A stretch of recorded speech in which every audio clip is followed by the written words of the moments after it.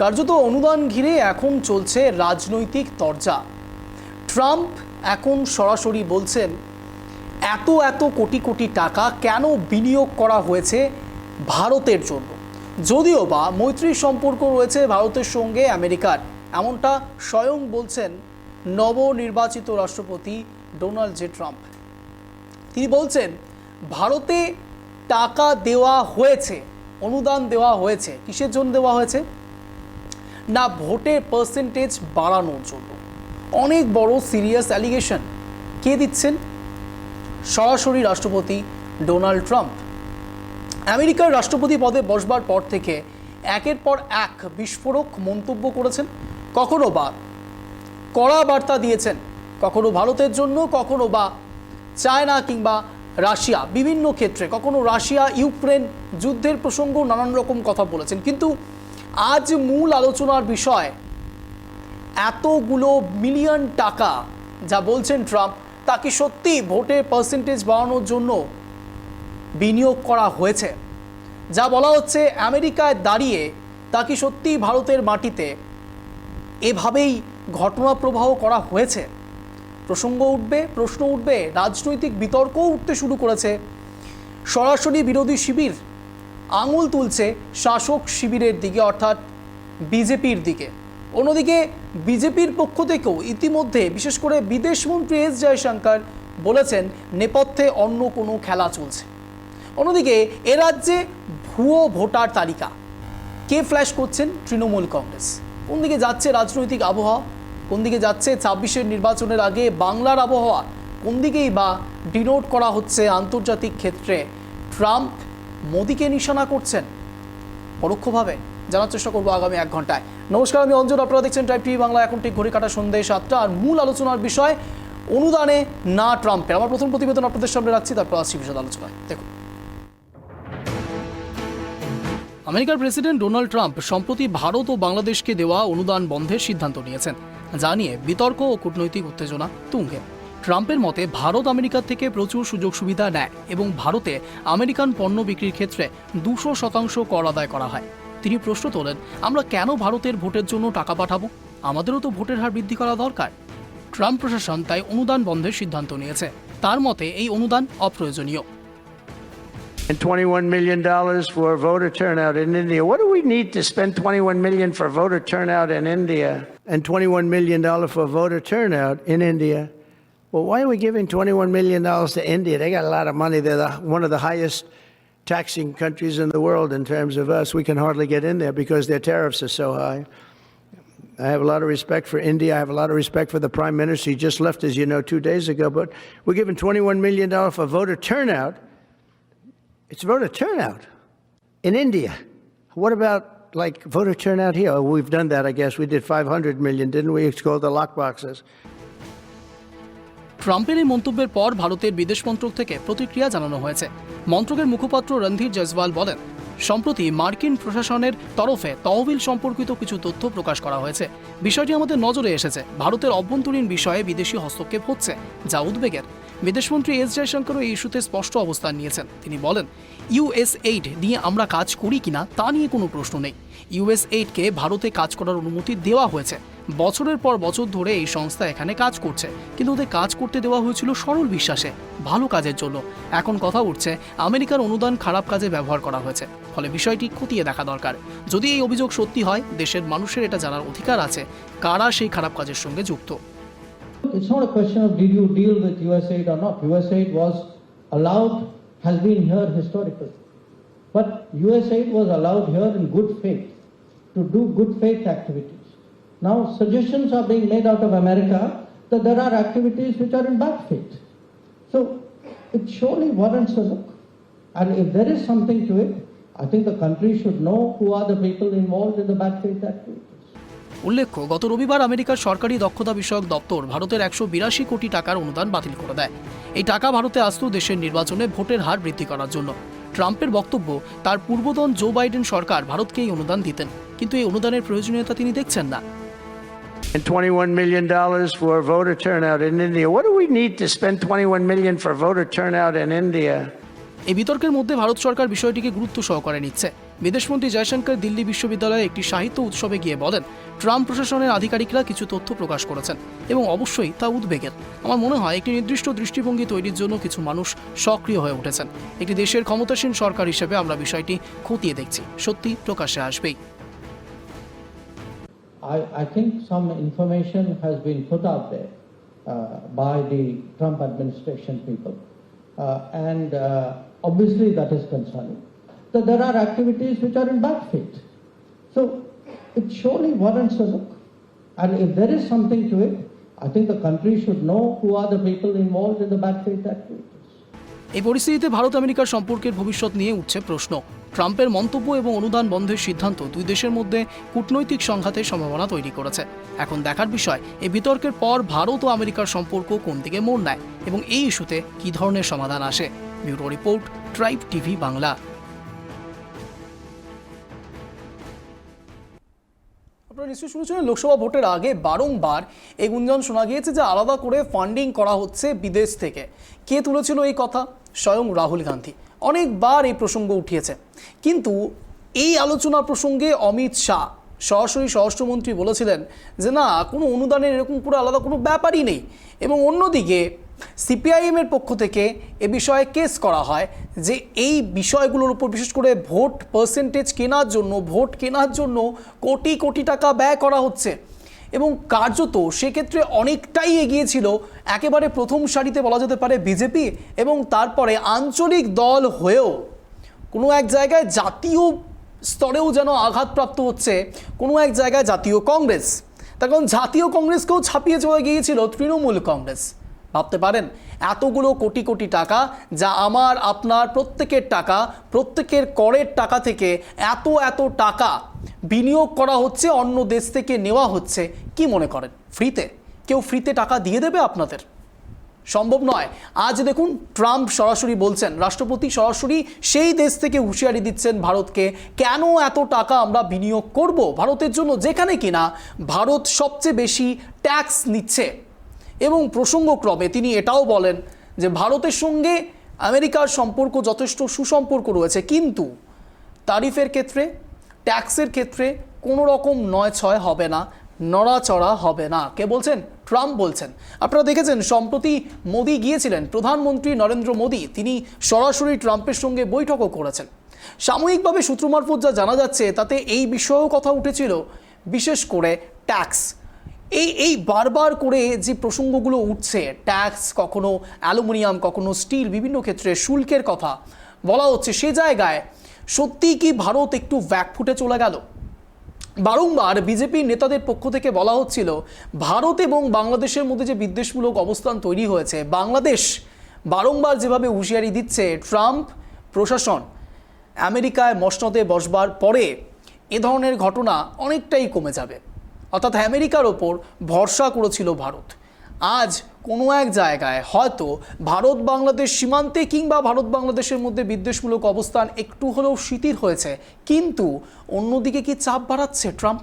কেন বলছি বলুন তো? তার কারণ ইতিমধ্যেই শুল্ক নিয়েও প্রসঙ্গ তুলেছেন ট্রাম্প। অন্যদিকে একথাও বলছেন, ভোটের অঙ্ক, ভোটের পার্সেন্টেজ বাড়ানোর জন্য বিনিয়োগ করা হয়েছে। কে করেছেন? জো বাইডেনের সরকার। আর ঠিক কোন দেশে করা হয়েছে? ভারত এবং বাংলাদেশ, আরও অনেকগুলো দেশ রয়েছে পর্যায়ক্রমিকভাবে। তিনি বলছেন চাইলে তিনি আরও অনেক লম্বা লিস্ট করতে পারেন, দিতে পারেন, কিন্তু সাধারণ মানুষ বোর হয়ে যাবেন। কিন্তু ভারতের ক্ষেত্রে তার একটু হলেও লাঞ্ছনা বঞ্চনার সুর দেখা গিয়েছে ট্রাম্পের গলায়।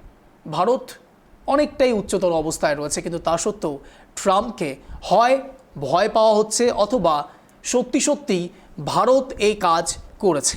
ভার্ডিক্ট দেওয়া সম্ভব নয়, কিন্তু অ্যানালিসিস সম্ভব। আর ঠিক সেখান থেকেই আলোচনা পর্বে আসবো, কার কি মতামত জানার চেষ্টা করবে। এই মুহূর্তে যারা যারা রয়েছেন তাদের সঙ্গে পরিচয় পর্ব সারবো। ইতিমধ্যে আমাদের সঙ্গে রয়েছেন মাননীয় সৌমেন চক্রবর্তী, রাজনৈতিক বিশ্লেষক, রয়েছেন আমাদের সঙ্গে মাননীয় আলী হোসেন, বিজেপি মুখপাত্র, আমাদের সঙ্গে রয়েছেন মাননীয় গৌরাঙ্গ চৌহান, তৃণমূল সমর্থক, আমাদের সঙ্গে রয়েছেন মাননীয় অশোক ভট্টাচার্য, কংগ্রেস নেতা। আপনাদের চারজনকেই স্বাগত ট্রাইব টিভি বাংলায় সন্ধ্যে 7টার এই শোতে। আমি প্রথমে একটু সৌমেনবাবুর কাছে আসার চেষ্টা করবো। সৌমেনবাবু, বাড়তি চাপ বাড়লো কি ভারতের ক্ষেত্রে? তার কারণ এতদিন ধরে বারবার করে বারংবার ট্রাম্পের ওপর ভরসাই দেখা গিয়েছে বিজেপি নেতাদের মুখ থেকে, কিন্তু এবার মনে হচ্ছে ট্রাম্প ব্যাকফুটে একটু অন্য খেলা খেলছেন। সরাসরি ভারতকে বলছেন কেন বিনিয়োগ কিংবা শুল্ক সব ক্ষেত্রেই ভারত চাপে। সোমেনবাবু। প্রথমেই বলি, হ্যালো, হ্যাঁ শোনা যাচ্ছে, বলুন। প্রথমেই বলি যে ট্রাম্পের নির্বাচিত হওয়ার সময় যে পলিটিক্যাল অ্যানালিসিস গুলো বিভিন্ন পত্রপত্রিকায় প্রকাশিত হয়েছিল, তাতে একটি হেডিং বারবার উঠে আসছিল, হেডলাইনার। সেখানে বলছে ট্রাম্প আনপ্রেডিক্টেবল প্রেসিডেন্ট, অর্থাৎ তার সাইকোলজিক্যাল যে বা মনস্তাত্ত্বিক যে নেতৃত্ব প্রদান, সেইটা সেক্ষেত্রে অনেক ক্ষেত্রে তার আনপ্রেডিক্টেবল।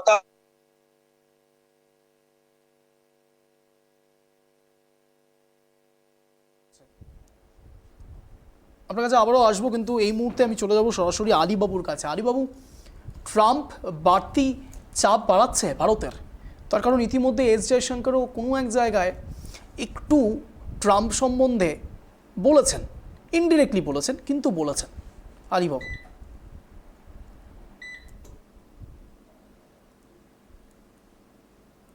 আলীবাবু, আমার কথা শোনা যাচ্ছে? আলীবাবু, আলীবাবু আনমিউট করুন সাউন্ড।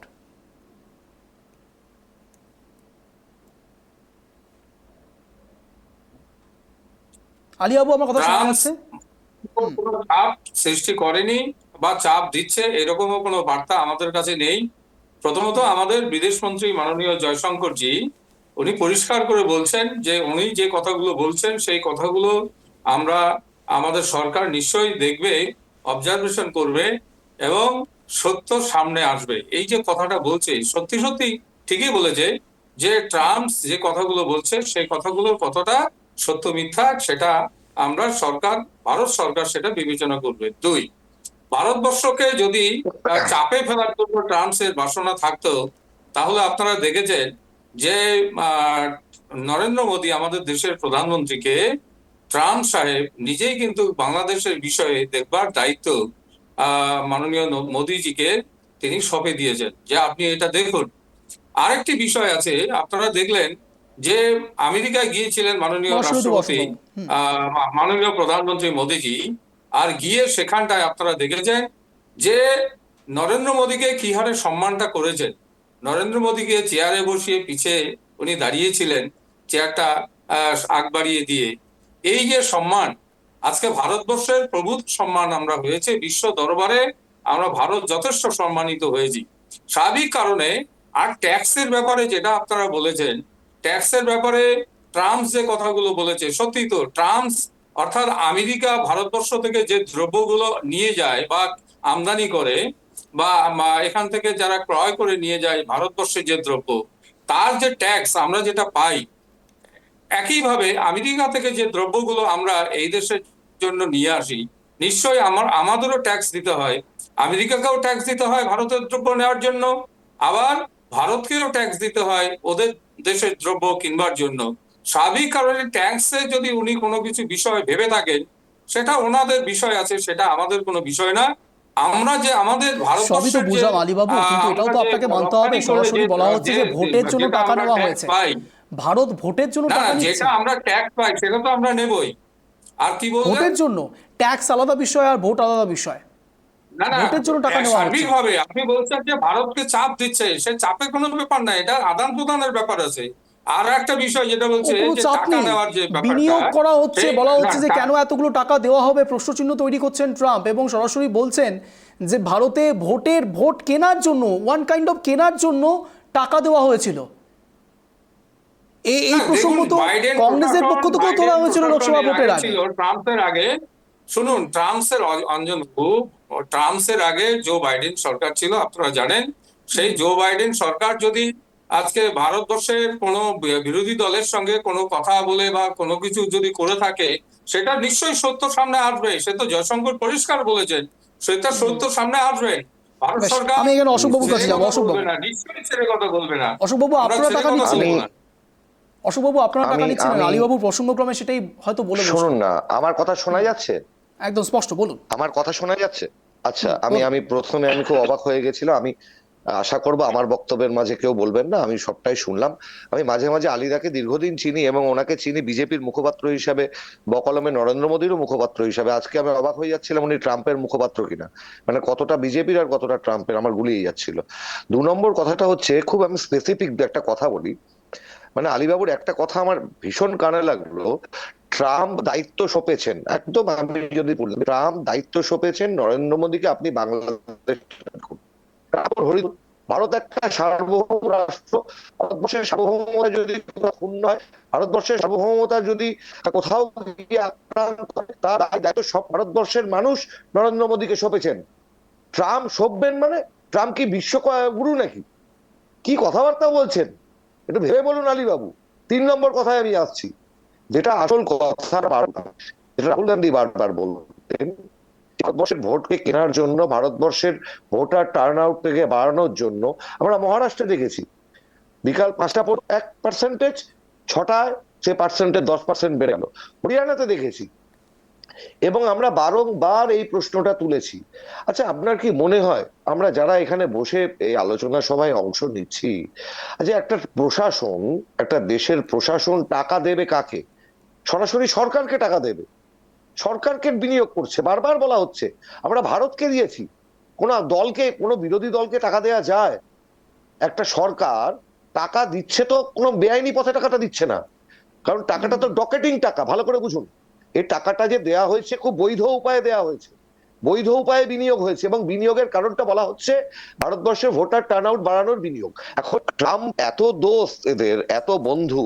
আপনার প্রতিবেদন আমি শুনছিলাম, ট্রাম্পের জয়ের পরে যেভাবে উদ্বাহ নৃত্য করেছিল ভারতবর্ষের এই বিজেপির নেতা কর্মীরা এবং এক অংশের সংবাদ মাধ্যম, আমার তো বারবার মনে হচ্ছিল যে ভোটটা ভারতেই হয়েছে আর ট্রাম্প ভারতের প্রধানমন্ত্রী হয়ে গেছেন।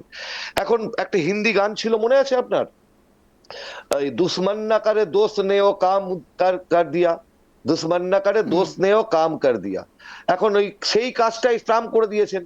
রাহুল গান্ধী বললেন না কিছু, অন্য বিরোধী দলরা কিছু বলছেন না, কোনো কিছু কারোর বলার প্রয়োজন হলো না। নরেন্দ্র মোদীর দোস্ত, যাকে দোস্ত মানেন, তিনি এই কথাটা বলেন। এখানে একটা কথা বলছে বারবার, ভারতবর্ষের আভ্যন্তরীণ ব্যাপারে কেন ট্রাম্প নাক গলাবে? 100 বার কেন নাক গলাবে? আচ্ছা, আপনার মনে হয় না যে রাস্তাটা একটা দুর্বল বিদেশ নীতি মোদী সরকারের এটা প্রশস্ত করে দিয়েছে? আপনি কোনোদিন দেখেছেন স্বাধীনতা উত্তর ভারতবর্ষের ইতিহাসে কোনো প্রধানমন্ত্রী কোনো দেশে নির্বাচনে গিয়ে সে দেশের নির্বাচন প্রচারে অংশ নিয়েছেন? নরেন্দ্র মোদী নিয়েছিলেন এবং বলেছিলেন এর আগে, আপ কি বার ট্রাম্প কি সরকার। এটা আমার কথা নয়, অন রেকর্ড, এই ভিডিও আছে, সবাই জানেন, এক বিন্দু মিথ্যে বলছি না। তাহলে এটা ভাবুন আপনি, প্রোটোকলের বাইরে গিয়ে আপ কি বার ট্রাম্প কি সরকার। আর ভারতীয় অভিবাসীদের যখন, হতে পারেন তারা বেআইনি অভিবাসী, তাদের যখন হাতে পায়ে শিকল বেরি পরিয়ে মানবাধিকার লঙ্ঘন করে এদেশে পাঠানো হয়, তখন জয়শঙ্করের টনক নড়ে না, তখন মোদী সরকারের পক্ষে কোনো বিবৃতি পাই না। আর আজকে ট্রাম্প যখন বলছেন সরাসরি, কারোর তো মানে মুখের ঝাল খাওয়ার ব্যাপার নেই এখানে। আপনি ভাবুন, $21 মিলিয়ন, মানে এটা কত? প্রায় 181 কোটি বোধ হয়, তাই না? 181 কোটি, তাই তো? মানে ডলারের দাম তো যেভাবে বাড়ছে, মানে সকালে এক বিকালে এক আরো বাড়ছে। আপনি ভাবুন এই টাকাটা কোথায় গেল, আমাদের স্পষ্ট প্রশ্ন। আবার বলছি, গুলিয়ে দেওয়ার চেষ্টা করে লাভ নেই। আমরা ইলেকটোরাল বন্ড নিয়ে যে কথা বলেছিলাম, সে সত্য প্রকাশ্যে এসেছে, এখনো তথ্য প্রকাশ্যে আসেনি, অনেক তথ্য। আমরা বারবার বলেছিলাম বিদেশি বিনিয়োগ হচ্ছে ভারতবর্ষের ভোটকে প্রভাবিত করার জন্য। আপনি ভাবুন, একটা সংস্থা যদি টাকা দেয়, কংগ্রেসকে দিতে পারে, বিজেপিকে দিতে পারে আলাদাভাবে, সিপিএম কে দিতে পারে, তৃণমূলকে দিতে পারে, সেটা একটা ব্যাপার। বলছে একটা প্রশাসন টাকা দিয়েছে, একটা আমেরিকার প্রশাসন, সে যখন টাকা দেবেন, তারা বিনিয়োগ করছেন, তিনি কি কংগ্রেসের ফান্ডে বিনিয়োগ করবেন? তিনি আলাদাভাবে বিজেপি ফান্ডে বিনিয়োগ করবেন? করছেন কাকে? ভারত সরকারকে বিনিয়োগ। কারণ হচ্ছে কি গভীর, কি গভীর চক্রান্ত, বর্ষের সংসদীয় গণতন্ত্রকে ভেঙে ফেলার কি গভীর চক্রান্ত। এবং আমরা যেটা বারবার বলেছি, দেখুন, নয় কিন্তু একচেটিয়া যে আধিপত্য এদেশের, আজকে পোর্ট কার আদানির, বিমানবন্দর কার আদানির, এলআইসি কোথায় চলে যাচ্ছে আদানির হাতে, ব্যাংক চলে যাচ্ছে আদানির হাতে। এই যে একচেটিয়া পুঁজির আধিপত্যের এই ক্যাপিটালিজমের তামাক খাওয়ার ফলে সে কিন্তু এই জায়গায় চলে এসেছে। বুঝতে পেরেছি অশোকবাবু। আমি সোমেনবাবুর কাছে ছিলাম। সোমেনবাবু, আপনার মূল বক্তব্য শোনার চেষ্টা করব, কিন্তু তার আগে আরও একটি প্রশ্ন শুধু সংযোজন করব। একের পর এক সবচেয়ে বড় যে প্রশ্ন উঠে আসছে তা হলো শুল্ক। ভারত এবং আমেরিকা দুজনের মধ্যে সুসম্পর্ক রয়েছে, তা সত্ত্বেও শুল্ক নেবেই এমনটাও কিন্তু ট্রাম্প এক প্রকার হুঁশিয়ারি দিয়েছিলেন। যদিও বা আমরা যখন বিজেপি নেতার সঙ্গে কথা বলছি তখন তিনি বলছেন না, কোনো চাপের বিষয় নয়, চাপ এখানে কোনো বিষয়ই নয়, আমেরিকা কোনো চাপ দিচ্ছে না, বরঞ্চ তার ওপর সঁপে দেওয়া হয়েছে ভারত বাংলাদেশের বিষয়ে মোদিবাবুকে, অর্থাৎ প্রধানমন্ত্রী নরেন্দ্র মোদীকে সঁপে দেওয়া হয়েছে দায়িত্ব। সোমেনবাবু, যেটা বলার যে আমরা 1990 থেকে যবে থেকে উদারীকরণের পথে পা বাড়ালাম, সেই সময় থেকে বলা যায় আজকে ভারত এক প্রতিযোগিতামুখী পুঁজিবাদী বাজারি প্রতিযোগিতায়, আন্তর্জাতিক বাজার দখলের প্রতিযোগিতায় ইতিমধ্যেই একটি শক্তিশালী রাষ্ট্র হিসাবে উঠে এসছে।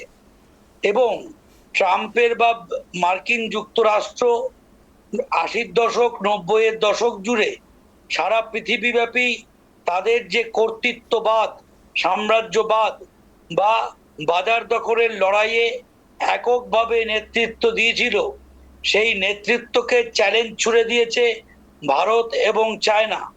এবং বিশেষ করে করোনা উত্তর সময়ে ভারতবর্ষ আফ্রিকা বা লাতিন আমেরিকায় ওষুধ এবং খাদ্য কূটনীতির মধ্য দিয়ে যে বাজার দখলের একটা জায়গা তৈরি করেছে, এটা আন্তর্জাতিক রাজনীতির ক্ষেত্রে লড়ে বাজার নেওয়ার জায়গা।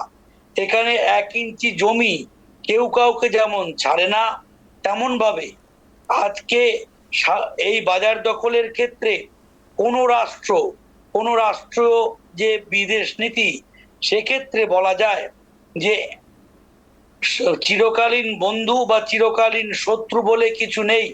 এখানে জাতীয় রাষ্ট্র প্রাধান্যকারী ভূমিকা পালন করছে।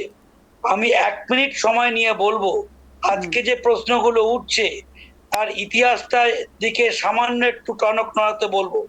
বিরোধীরা যে চিৎকার করছে, অর্থাৎ মার্কিন রাষ্ট্র বিভিন্ন দেশগুলির ভেতরের অভ্যন্তরে প্রবেশ করে বিভিন্ন সংস্থাগুলোকে, যেটাকে আমরা 80-র দশকের পরবর্তীকালে এনজিও বলি, নন গভর্নমেন্টাল অর্গানাইজেশন, এর মধ্য দিয়ে ভেতরের খবরাখবর বা ষড়যন্ত্র প্রবণতার জাল বিস্তার করেছিল এবং নয়া উপনিবেশবাদের চক্র স্থাপন করে।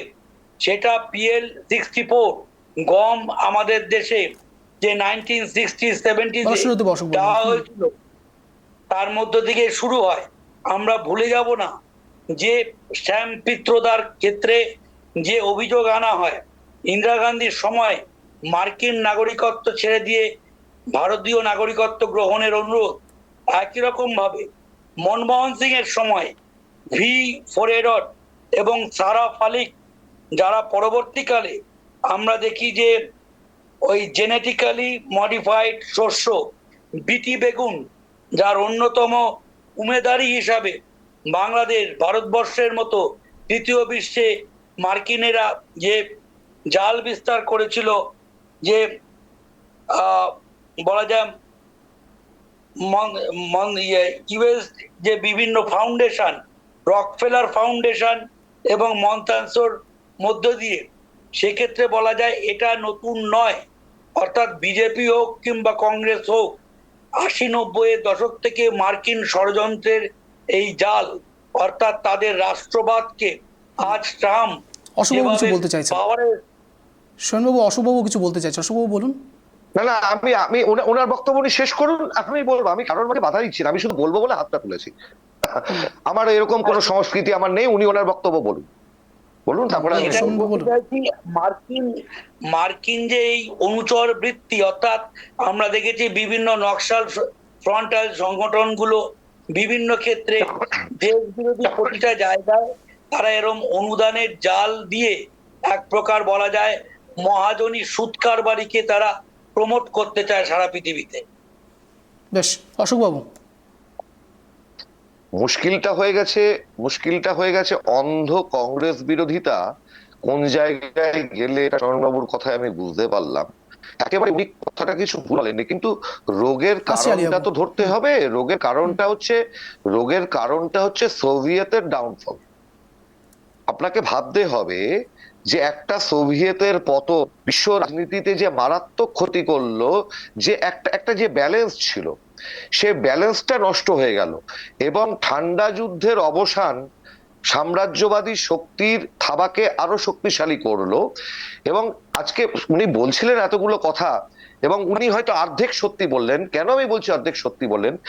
আমেরিকার 7ম নৌবহরকে বঙ্গোপসাগরের উপকূল থেকে তাদের চোখ রাঙানিকে উপেক্ষা করে তাকে ফিরিয়ে দেওয়ার দম যার ছিল, তার নাম শ্রীমতী ইন্দিরা গান্ধী। উনি PL-64 এর কথা বললেন। নিয়ে ভারতবর্ষের যে কঠোরতম অবস্থান নিয়েছিল সেই সময় কংগ্রেস সরকার, সেটাকে উনি এখানে উল্লেখ করলেন না। সব থেকে বড় কথা, সোভিয়েতের ডাউনফলের পরে, সোভিয়েতের পতনের পরে আন্তর্জাতিক ক্ষেত্রে ভারত বন্ধুহারা হয়ে গেল। তখন কিছু করার ছিল না, উদার অর্থনীতির পথে আমরা হেঁটেছি, কিন্তু তারপরেও একটা প্রাইস ছিল 2008 সালে, যখন ইউরোপের অর্থনীতিতে চরম বিপর্যয় আসে। তার আঁচটুকু ভারতবর্ষের অর্থনীতিতে এসে লাগেনি। তার কারণ ভারতবর্ষে কংগ্রেসের সরকার ছিল, তার প্রধানমন্ত্রীর নাম ছিল মনমোহন সিং, এবং তার একটা নির্দিষ্ট রূপায়ণ ছিল। আবার বলছি যে আনঅর্গানাইজ সেক্টরের ওপর 80% মানুষ আমাদের দেশের, যে আনঅর্গানাইজ সেক্টর, সে আনঅর্গানাইজ সেক্টরকে বাঁচিয়ে রাখার চেষ্টা করেছিলাম আমরা বরাবর। তাই এই প্রাইস ব্র্যাকেটিংটা আমরা রেখেছিলাম। আজকে প্রাইস ব্র্যাকেটিংটা নেই। আজকে যেটা হচ্ছে সেটা আমি এক কথায় বলে শেষ করি। এই চুইং অর্থনীতি, একটা যদি পিরামিড ভাবেন, পিরামিডের ওপরের মাথায় যায় যারা থাকে, সেখানে এই দুধ, ঘি, মধু ঢালা হচ্ছে, চুইয়ে চুইয়ে চুইয়ে চুইয়ে যেটুকু নিচে পড়বে সেটুকু নিচের মানুষরা পাবে। এইটা কংগ্রেসের ছিল না। আবার বলছি, এই প্রাইস ব্র্যাকেটিংটা ছিল, আর কিছু করার ছিল না। সোভিয়েতের পতন বিশ্ব রাজনীতির মানচিত্রকে বদলে দিয়েছে। বেশ বেশ, আমরা আবারও আলোচনা পর্বে ফিরে আসবো। সোমবাবুর কাছে যাবো, আলীবাবুর কাছে যাবো, আমি তার আগে গৌরাঙ্গবাবুর কাছে যাব। কিন্তু সময় এখন একটা ছোট্ট বিরতির। ফিরছি বিরতির পর, কোথাও যাবেন না, দেখতে থাকুন অনুদানে না ট্রাম্পের। ফিরছি এটি বিরতির পর।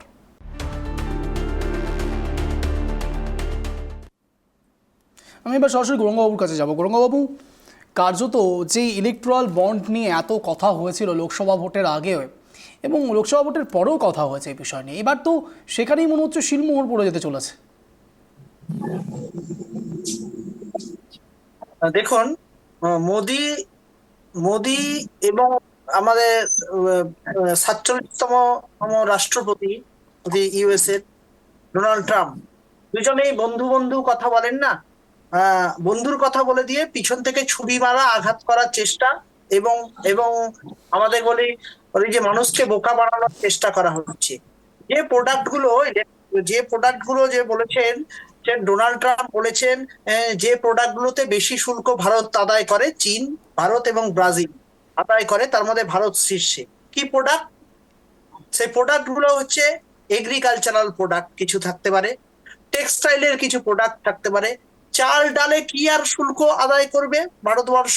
চাল ডালে বা টেক্সটাইলে জিনিসপত্রে কি আর শুল্ক আদায় করবে? দু একটা জিনিস ছাড়া।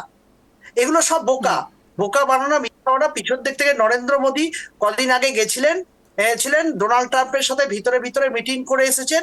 আমরা যেগুলো জিনিসগুলোকে ওখান থেকে ইম্পোর্ট করি, তার মধ্যে রয়েছে, সব থেকে বেশি রয়েছে অয়েল। অয়েল হচ্ছে অয়েলের সাম্রাজ্য, তেলের সাম্রাজ্য এবং হচ্ছে যুদ্ধের জিনিসপত্র, পেট্রোলিয়াম জাত জিনিস, স্পেস ক্রাফট, ইলেকট্রনিক্স গুড, এগুলো হচ্ছে, বা আর্মস, এগুলো হচ্ছে সব থেকে বেশি বিক্রি করে হচ্ছে আমেরিকা। সেগুলোতে হচ্ছে শুল্ক বাড়াতে চায়, কারণ তারা দেশকে শক্তিশালী একটা অর্থনৈতিক রূপায়ণ করতে চায়। ভারতবর্ষকে বোকা বানানোর চেষ্টা, তার মানে পিছন দিক থেকে ডোনাল্ড ট্রাম্পের মাধ্যমে বলিয়ে নেওয়া, নরেন্দ্র মোদী বলিয়ে নেওয়ার চেষ্টা করছেন যে আগামী দিনে আপনাদের তেলের দাম, পেট্রোল যত জিনিসপত্রের দাম, ইলেকট্রনিক্স জিনিসপত্রের দাম আগামী দিন বাড়তে চলেছে। এই যে শুল্ক বেশি আদায় পিছন দিক থেকে মানুষকে বোকা বানানোর এত অপোজিট চেষ্টা, এগুলো সব সেটিং কেস। ভারতবর্ষ আজকে ইলন মাস্ক হচ্ছে সব থেকে বেশি ইনভেস্টমেন্ট করেছেন ওনাকে জিতানোর জন্য। ইলন মাস্কের যদি ফান্ডিং না থাকতো তাহলে ডোনাল্ড ট্রাম্প এবার মতো আনএক্সপেক্টেড তিনি রাষ্ট্রপতি হয়ে গেছেন আর বসতে পারতেন না। তো সেই টাকাগুলোকে তাকে তো ফেরত দিতে লাগবে, তবে ইলন মাস্কের ব্যবসার টাকা তো ফেরত দিতে লাগবে। সেই ব্যবসার টাকা, ইলন মাস্কের ব্যবসার টাকা ফেরত দেওয়ার জন্য ভারতের ক্ষেত্রে বেশি করে শুল্ক আদায়ের চেষ্টা করছে ডোনাল্ড ট্রাম্প। এটা নরেন্দ্র মোদির পিছন থেকে ইন্ধন রয়েছে।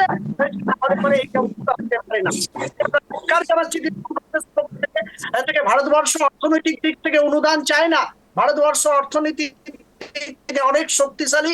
ইউপিএ 1 বা আমার কংগ্রেস আমাদের লিডার যিনি বললেন আমরা সমর্থন করি। যে সময় বিশ্বের অর্থনীতি ভেঙে পড়েছিল সেই সময় কিন্তু আমাদের মনমোহন সিং এর সময় ভারতবর্ষের অর্থনীতি চাঙ্গা হিসেবে দাঁড়িয়েছিল এবং কারো দয়া দাক্ষিণ্যে নয়, কারো দয়া দাক্ষিণ্যের উপরে নির্ভর করে নয়। আজকে ভারতবর্ষ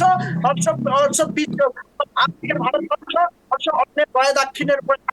এটা লজ্জার। 10 বছর ধরে নরেন্দ্র মোদীর অপশাসন এবং মানুষের কাছ থেকে ট্যাক্স নিয়ে যে ট্যাক্সের টাকা পেইড হয় না, রাজ্যগুলোর উন্নয়নে যায় না এবং যে অপচেষ্টায় আলিবাবু, দেখুন, আমি দুটো কথা বলতে যাচ্ছি, বিশেষ করে অশোক বাবুকেও বলবো এবং এই সদ্যমাত্র গৌরাঙ্গ বাবু বললো, ইতিমধ্যে থাকছেন দুই একটা কথা বলতেই হবে।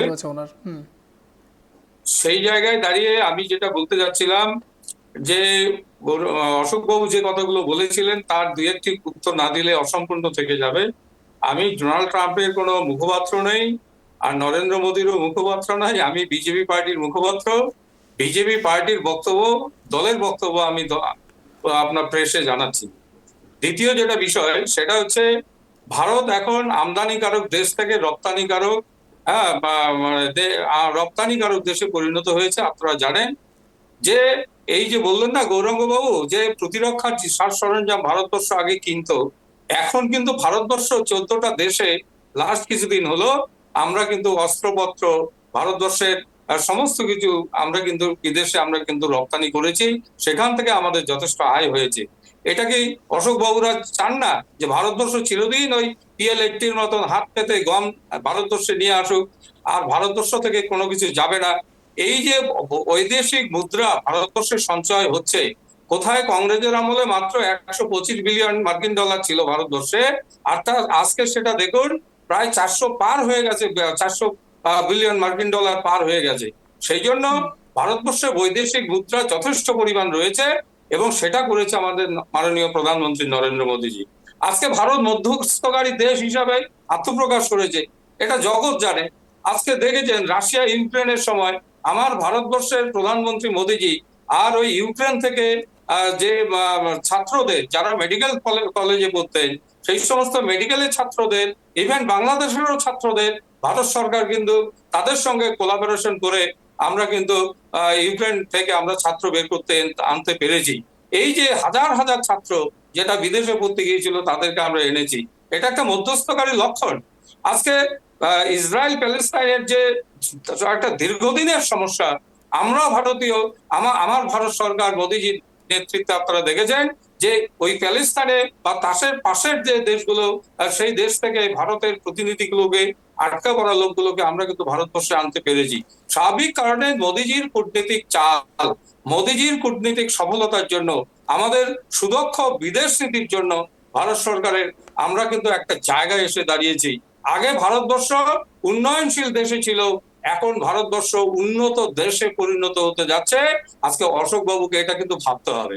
একইভাবে আমরা বলতে চাই যে ভারতবর্ষ সম্পর্কে আজকে যা বলা হয়েছে, ভারতবর্ষের আমাদের পার্টির কথা বলুন, আমাদের বিজেপি পার্টির যে এই যে পয়সাপাতি যেটা আছে আপনারা জানেন, সেটা কিন্তু নির্বাচন কমিশনের কাছে শো করা হয়।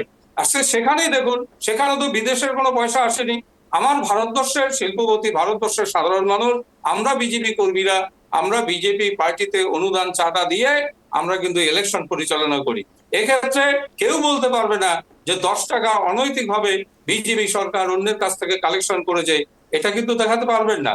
যে কথাগুলো অন্য দলের ক্ষেত্রে প্রযোজ্য, ইলেকশন বন্ড, তাদের ইলেকশন বন্ড গুলোর দিকে তাকিয়ে দেখুন তাদের কি অবস্থা। তৃণমূল কংগ্রেস তারা যে ইলেকশন বন্ডে যে টাকা পেয়েছে, কার কাছ থেকে টাকা পেলো?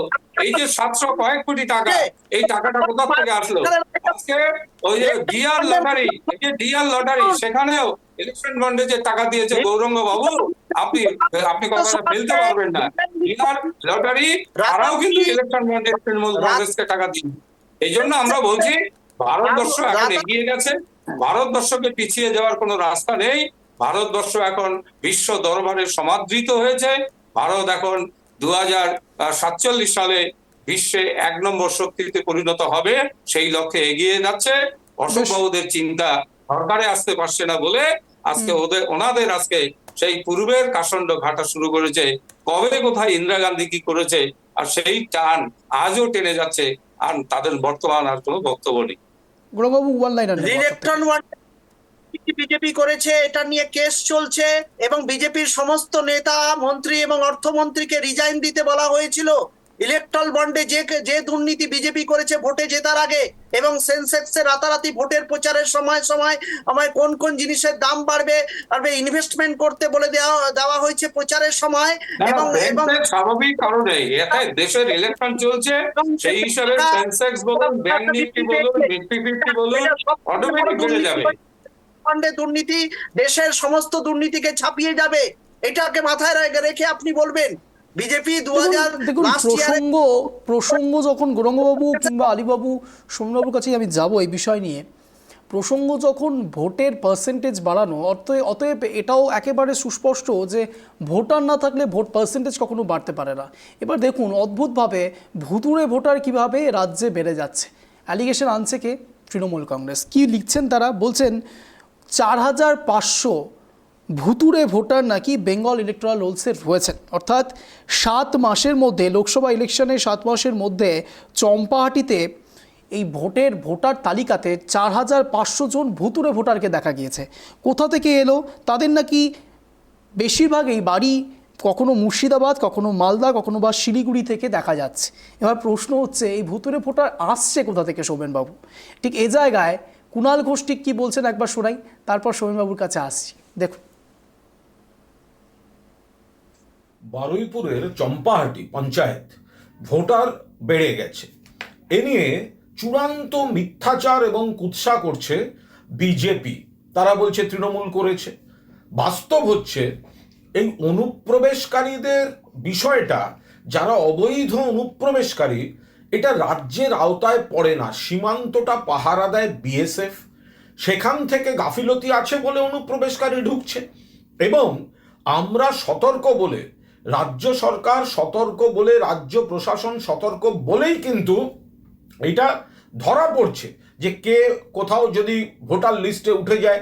এটা বিজেপি এখন শাক দিয়ে মাছ ঢাকার চেষ্টা করছে। আসল সমস্যাটা হচ্ছে ফিজিক্যাল ভেরিফিকেশন ছাড়া ইসিকে সেটিং করে কেন্দ্রীয় এজেন্সি একটা নতুন মডিউলে এরা এইভাবে বহিরাগতদের নাম তুলছে। এরা কিন্তু এই অন্য রাজ্যগুলোর পর, মহারাষ্ট্র বা অমুক রাজ্যগুলোর পর বাংলাকে টার্গেট করে ভোটার তালিকায় কারচুপি করছে। ফিজিক্যাল ভেরিফিকেশন নয়। কে ধরলো? রাজ্যের প্রশাসন ধরছে। তো সুতরাং তৃণমূলের দিকে আঙুল না তুলে তৃণমূল বিজেপির এই চক্রান্ত ইসির একাংশকে সেটিং করে ফিজিক্যাল ভেরিফিকেশন ছাড়া ভোটার তালিকায় অনলাইন সিস্টেমে ভুতুড়ে ভোটার ঢোকাচ্ছে। এটা গভীর চক্রান্ত। এটা মাননীয় মুখ্যমন্ত্রী সরব হয়েছেন, প্রতিবাদ করেছেন, আমাদের সকলকে নজর রাখতে বলেছেন। প্রশাসন পুরোটা এই স্ক্রুটিনি বা যেখানে যা নজর রাখার দরকার তা করছে। আমরা পুরোদস্তু সতর্ক আছি। আর ইসির একাংশের সঙ্গে সেটিং করে এত বড় বিপজ্জনক খেলাটা এরা খেলছে বাংলায়, এটা কোনো অবস্থাতেই এইসব ছলচাতুরি সফল হতে পারবে না।